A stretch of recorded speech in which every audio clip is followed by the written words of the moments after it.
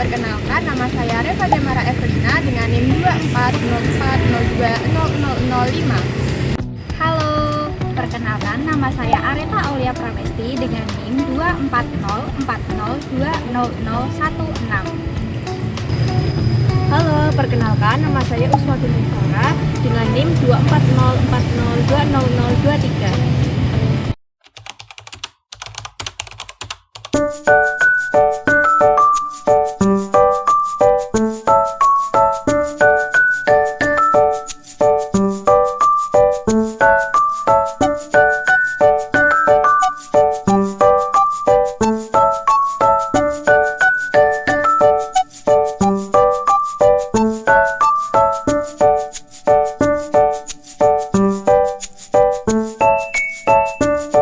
Kita akan membahas soal mengenai pembuktian logika matematika. Di sebuah komunitas pecinta literasi, para anggotanya dikenal memiliki berbagai kebiasaan membaca yang unik. Jika seseorang memiliki hobi membaca buku, maka ia akan sering berkunjung ke perpustakaan atau membeli buku baru setiap bulan.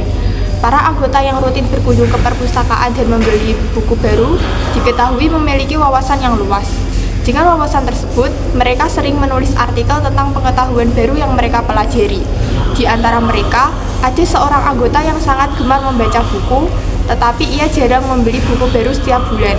Menariknya, setiap anggota yang aktif menulis artikel biasanya berbagi informasi tersebut dengan orang lain. Dari soal cerita tersebut, kita dapat mengambil beberapa kejadian sebagai berikut. 1. Jika hobi membaca buku, maka sering berkunjung ke perpustakaan atau membeli buku baru setiap bulan. 2. Jika sering berkunjung ke perpustakaan dan membeli buku baru setiap bulan, maka memiliki wawasan yang luas. 3. Jika memiliki wawasan yang luas, maka menulis artikel tentang pengetahuan baru. 4. Ada yang memiliki hobi membaca buku, tetapi tidak membeli buku baru setiap bulan. 5. Jika hobi membaca buku, maka memiliki wawasan yang luas. Dan yang keenam, jika menulis artikel tentang pengetahuan baru, maka suka berbagi informasi dengan orang lain. Pertanyaannya adalah, buktikan bahwa ada seseorang yang memiliki hobi membaca buku dan berbagi informasi dengan orang lain. Sebelum menyelesaikan pembuktian soal di atas, kita perlu mengingat hukum aturan penyimpulan dan hukum kuantifikasi. 1. Hukum aturan penyimpulan. Yang pertama, modus ponens atau MP. Premis 1, jika P maka Q, premis 2P, simpulannya adalah Q. Yang kedua, modus tollens atau MT. Premis 1, jika P maka Q, premis 2 ingkaran Q, simpulannya adalah ingkaran P. Yang ketiga, silogisme atau sil. Premis 1, jika P maka Q, premis 2, jika Q maka R, simpulannya adalah jika P maka R. Yang keempat, destruktif silogisme atau DS. Premis 1, P atau Q. Premis 2, ingkaran P, simpulannya adalah Q. Yang kelima, konstruktif dilema atau KD. Premis 1, jika P maka Q, dan jika R maka S. Premis 2, P atau R, simpulannya adalah Q atau S. Yang keenam, destruktif dilema atau DD. Premis 1, jika P maka Q, dan jika R maka S. Premis kedua, ingkaran Q atau ingkaran S, simpulannya adalah ingkaran P atau ingkaran R. Aturan yang ketujuh adalah simplifikasi atau SIM. Premisnya adalah P dan Q, simpulannya P. Kemudian hukum yang kedelapan ada adisi atau AD. Premisnya P, maka simpulannya P atau Q. Kemudian hukum yang kesembilan adalah konjungsi atau conj. Premis yang pertama adalah P, premis yang kedua Q, maka simpulannya adalah P dan Q. 2. Hukum kuantifikasi. Yang pertama ada IU atau instansiasi umum. Untuk setiap X, Px, maka simpulannya adalah Pi theta, di mana theta adalah sebarang lambang individu yang dipilih. Yang kedua ada GU atau generalisasi umum. Pi Y, maka simpulannya untuk setiap X, Px. Kemudian yang ketiga ada IK atau instansiasi khusus. Ada X, Px, maka simpulannya theta. Kemudian yang keempat ada GK atau generalisasi khusus. Pi theta, maka simpulannya ada X, Px. Dari kejadian pada soal tersebut dapat kita misalkan sebagai berikut. Yang pertama, Px hobi membaca buku. Yang kedua, Gx sering berkunjung ke perpustakaan. Yang ketiga, Rx membeli buku setiap bulan. Yang keempat, Sx memiliki wawasan luas. Yang kelima, Tx menulis artikel tentang pengetahuan baru. Yang keenam, Ux yaitu berbagi informasi dengan orang lain. Langkah yang selanjutnya adalah melambangkan premis.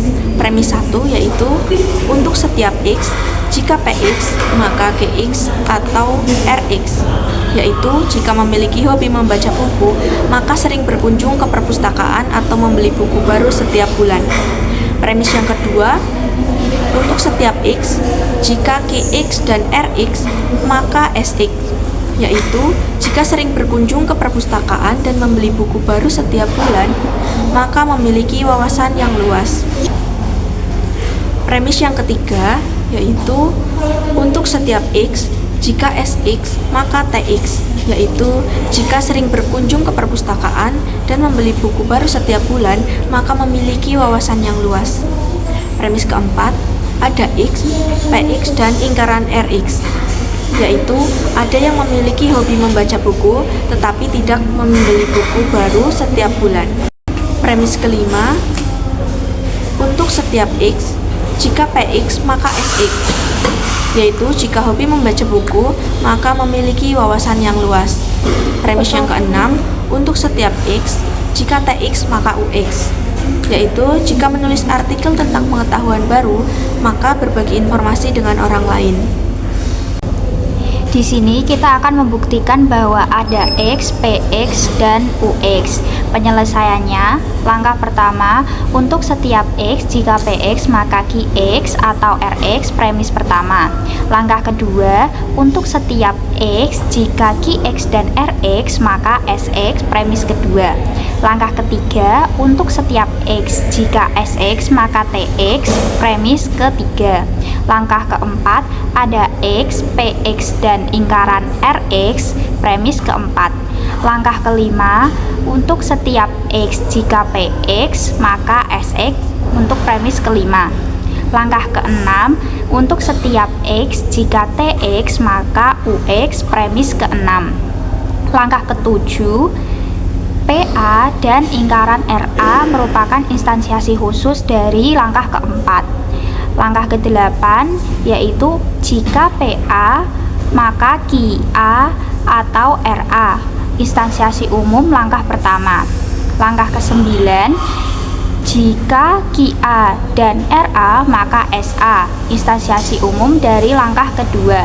Langkah ke-10, jika SA maka TA dari instansiasi umum langkah ketiga. Langkah ke-11 yaitu jika PA maka SA dari instansiasi umum langkah kelima.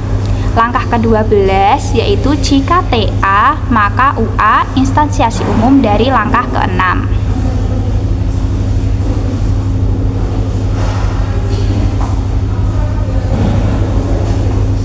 Langkah ke-13 PA, simplifikasi dari langkah ke-7. Langkah ke-14 lingkaran RA, simplifikasi langkah ke-7. Langkah ke-15 QA atau RA merupakan modus ponens dari langkah ke-8 dan 13. Langkah ke-16 QA merupakan disjungsi langkah ke-14 dan 15. Langkah ke-17 SA merupakan modus ponen dari langkah ke-11 dan ke-13. Langkah ke-18 TA merupakan modus ponens dari langkah ke-10 dan 17. 19 UA merupakan modus ponens dari langkah ke-12 dan 18. Langkah ke-20 PA dan UA merupakan konjungsi dari langkah ke-13 dan 19. Langkah ke-21 Ada X, PX, dan UX merupakan generalisasi khusus dari langkah ke-20.